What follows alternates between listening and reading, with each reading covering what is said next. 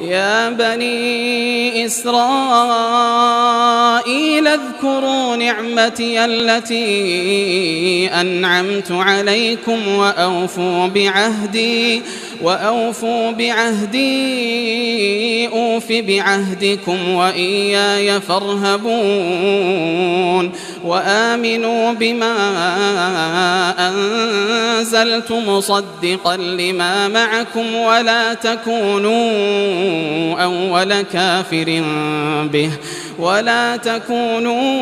أول كافر به ولا تشتروا بآياتي ثمنا قليلا